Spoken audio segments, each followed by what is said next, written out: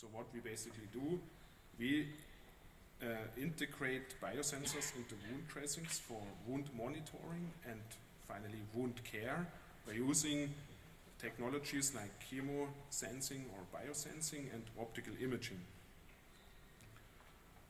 Why are we doing this? When you look at current methods of wound monitoring, you see that you have to remove the wound dressing, which leads to visual observation, leads to skin irritation, increased risk of infections, and you get mainly qualitative information of the wound healing process. When you want to do biochemical characterization of the wound healing process, this is highly invasive. Sorry. This is highly invasive, often very laborious and expensive as well. So there's a great demand for wound monitoring and also for the understanding of wound healing processes. We aim for deep wounds and chronic wound monitoring. When you see here the sectors where wounds play an important role, you see surgery is very important, then wounds from burns, then you have these ulcer wounds, very deep wounds, nasty wounds, not healing very fast.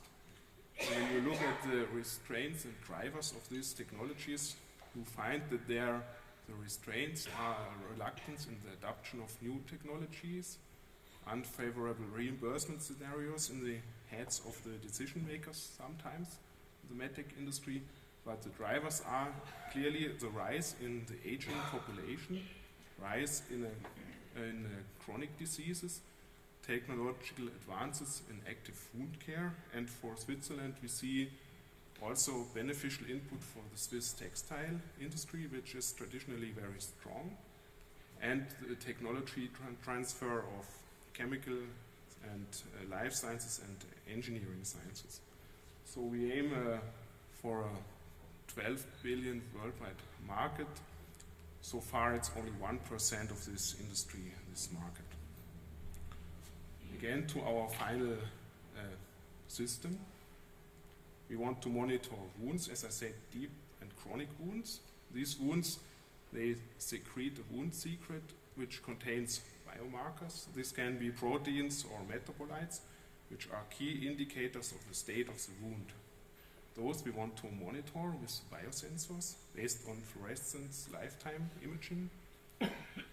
Therefore, we integrate the biosensors into commercially available wound dressings, and the signal leads to a change in fluorescence afterwards. So, for example, when an enzyme converts a metabolite, it generates oxidative reactive species, and therefore leads to the modification of a fluorophore, for example. So we get a signal, and for the readout we need a camera to scan finally the wound pad, and therefore we aim for a fluorescence lifetime imaging camera. And then we get a certain readout which tells us something about the state of the wound. What we finally get is a wound pad which allows us to spatially monitor wound patterns across the whole wound area, which is unique.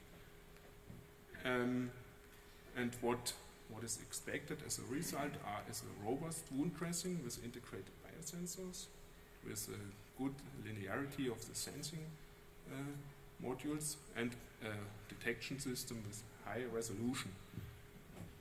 At the second level, all these biosensors we develop are useful or compatible with optical fiber biosensors, can be used potentially for ex vivo sensing, and are compatible with drug release systems, so this broadens our technology as well.